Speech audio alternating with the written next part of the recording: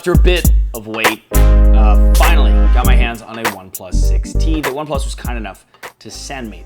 Now I have to admit, I always vision the 6T or the T model from OnePlus kind of like the S model from the iPhone, with just a few extra features that they try to convince you that it's worth an upgrade, but nothing terribly exciting. This time, however, they did put some exciting features in here. Is it enough to justify an upgrade from a OnePlus 6? I'm not sure, but let's find out in this complete walkthrough. Now, if you're not familiar, complete walkthrough my channel is where I try to go through every feature I possibly can on a new device so that you guys, if you're in the market to buy one, are better prepared with that information. With that said, there is a lot to go through as always, so let's get started with the design. We have a Gorilla Glass 6 front and back with a aluminum frame, similar to the OnePlus 6's Gorilla Glass 5 layout, and it comes in midnight black, a matte black, and mirror black, also just like the OnePlus 6. Now, one thing you will notice that is different about the back of the 6T versus the 6, however, is the missing fingerprint sensor. That's because OnePlus is now using an in-display fingerprint sensor, similar to the Huawei Mate 20 Pro I just did a video on, which you can check out below. It works by taking a photo of your fingerprint through the glass, essentially, and is actually the fastest one that I've ever used. That display, by the way, is also now a 6.41-inch 2340 by 1080 resolution, 19.5 by 9 aspect ratio, AMOLED screen that, yes, has a notch. But it's this much more subtle teardrop shape compared to some of the other devices we've seen. In the notch, we have the same 16 megapixel f2.0 aperture front-facing camera that can also be used for face unlock, albeit not quite the same as the IR-enabled ones from Huawei and Apple, but the one built into Android now, which is still pretty snappy. It just doesn't work as well in low light is all. The front camera is capable of 1080p, and here's what that looks like, along with what the microphones sound like. At the bottom of the screen, we have a slightly smaller chin than the OnePlus 6, which is nice. On the left, we have our volume buttons and our dual SIM micro SD card slot combo. On the right, we have our physical profile switcher that lets you slide it to go from ring to vibrate to silent quickly, as well as customize each of these profiles if you want in settings, and our power button. At the top, we have nothing. At the bottom, we have our USB-C port, no headphone jack to a lot of people's dismay, and dual stereo speakers. Speaking of speakers, we are using the same Dirac HD dual speakers as the OnePlus 6, and they sound like this.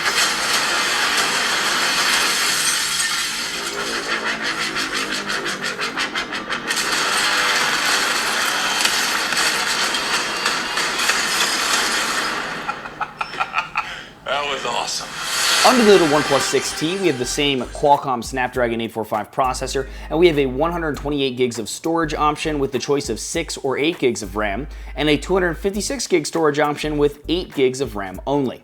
Powering all of this, we have a 400 milliamp larger battery than the OnePlus 6 for a total of 3,700 milliamps. We also have Bluetooth 5.0, aptX HD for better audio streaming over Bluetooth, Wi-Fi 802.11ac, NFC, and Gigabit LTE. For software, we have OnePlus's skin called Oxygen OS on top of Android 9.0 Pie that aims to be, quote, stock but better. And frankly, that's pretty accurate. The device is super snappy as they usually are and is further optimized to have apps open faster than even Pixel devices.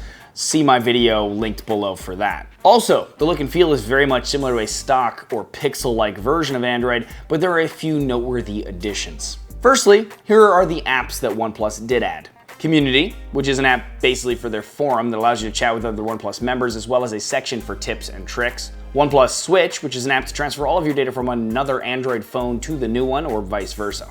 Then we have a gesture system that you can use for system navigation instead of the normal 3 Android buttons. It's very similar to the iPhone 10 series, and then you can swipe up from off the bottom of the screen to go home, swipe up and hold to get to multitasking. But to go back, you swipe up from the bottom right or left, and you can also swipe up and to the right to jump back to the last app quickly. OnePlus has also added some useful software feature additions too, in addition to a ton of customization options, so let's go through some of those really quickly. You can swipe to the far left home screen to get OnePlus's version of the Google Now page with similar recent apps, cards for things that they think are important, a place to add widgets to, etc. We also have a hidden drawer in the app drawer that you can get to by swiping from the left side of the screen that will show any hidden apps. You can add more to this secret drawer using the plus button at the top. We have a night mode to adjust the blue light as the sun goes down to help you sleep. Reading mode that turns everything black and white and can be enabled to automatically turn on for specific apps if you want. We have various screen calibration modes, an option to hide the notch by turning the notification bar black, and an ambient display, which is their always on display, but it actually only works when you raise the phone or when you tap the screen. Then we have some utilities like gaming mode that stops notifications from interrupting your games, lets you answer calls via the speakerphone automatically, limit other app network usage for less lag in the game, disable automatic brightness, etc. A particularly clever feature that I found was the quick launch, which makes use of the in-display fingerprint sensor by giving you the ability to hold down when using the fingerprint sensor on the lock screen to bring up a set of customizable shortcuts. You can then swipe down to exit this and get back to the normal home screen. Parallel apps, which lets you have two of the same app on the device to allow for two separate logins. Think to Snapchat or WhatsApp accounts on the same device. This is similar to App Twin and other features on other manufacturers' phones, but it's nice to see that it's been added here. There's also an app locker, which lets you block access to apps without using a PIN code or fingerprint sensor. Scheduled power on and power off, a feature they mentioned during the launch called Smart Boost that uses daily usage to decide what apps to keep in RAM longer than others, thereby making them launch a lot faster. And finally, you can double tap the power button to get to the camera, which I always appreciate, as well as tap and hold it for a second to bring up Google Assistant, which is handy if you're using the system navigation gestures, since there's no more holding down on the home button to bring it up in that case. Or you can tap and hold it for 3 seconds to get to your normal power and reboot options. Now, speaking of the camera, let's go through that next. We have the same camera as the OnePlus 6, honestly, so that means a dual camera setup that is comprised of a 16 megapixel f1.7 aperture with 1.22 micron pixels with optical stabilization and dual phase autofocus, and a 20 megapixel f1.2 aperture camera also with dual phase autofocus but with 1 micron pixels instead. These are paired with a dual LED flash. The camera UI has the following modes and options. We have the options for a timer, flash options, and the choice of 4:3, 19.5:9, and 1:1 aspect ratio with no options for different resolutions. We also have Google Lens integration, which allows you to translate things using the camera, shop for items, search by image, etc. For video, it can shoot 720p in 30, 1080p in 30, 1080p in 60, 4K 30, and 4K 60, which are all accessible from inside the camera UI, interestingly enough. And we have slow motion video that can shoot in 1080p at 240 frames per second or 720p at 480. Also, we have a portrait mode that creates a more blurred background and is apparently tuned by a new photographer partner of theirs, along with their new studio lighting effects. The idea here is that it uses face detection to automatically not just blur the background, but adjust shadows and highlights on the subject's face to more mimic a professional lighting situation. In addition to this, the camera can use scene detection to automatically adjust contrast, brightness, and saturation.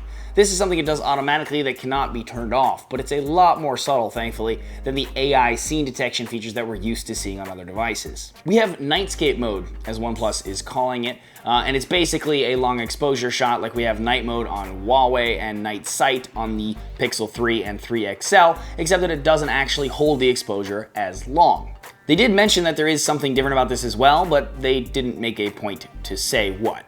We have a Pro mode, which allows you to adjust things like ISO, shutter speed, etc. manually. A time-lapse mode, which allows you to create sped-up videos. And a panorama mode that allows you to stitch photos together to create one panoramic shot like we're used to.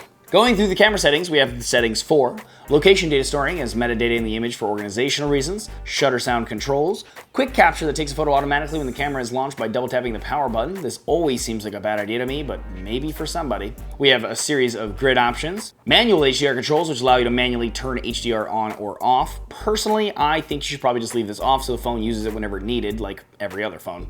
Auto night scene detection will turn on the nightscape mode automatically if the scene is dark enough, instead of having to switch to it manually as a mode, which I think is useful. Watermark, which allows you to add a watermark to every photo. Smile capture, which will make the phone automatically take a photo if it detects a smile in the frame of the front camera only. Invert photo flips the front camera horizontal orientation to have it more mimic a mirror. Histogram controls whether a histogram is visible when using Pro mode. And horizontal reference line gives you a line to show you if the image is properly leveled during Pro mode. And there you go, guys. Quick rundown and complete walkthrough of the OnePlus 6T. Now, to answer the question originally posed at the beginning of this video, is it worth an upgrade? I still don't think so. Unless you can get a decent amount of money for that OnePlus 6 by selling it used. Now, the issue with that is that because the OnePlus 6T and the OnePlus 6 are so close in price on OnePlus's website, it's going to be hard to get decent amount of money for the OnePlus 6 because most of those people would rather buy a 6T if they're paying close to that amount. And there you go. Hope you enjoyed that. If you did, please thumbs up it or share. It's greatly appreciated. Also, if you're not subscribed, check out the channel. If you like what you see there, please subscribe and check the bell next to where subscribe. Also, check me out on Instagram, Twitter, and Facebook, all at The Unlocker, with an E missing in the word unlocker, for photos from the latest devices, photos of the latest devices, and some just behind the scenes of what's going on in the tech world. Join me. We'd love to have a conversation with you over there. Otherwise, though, as always, regardless, thanks for watching.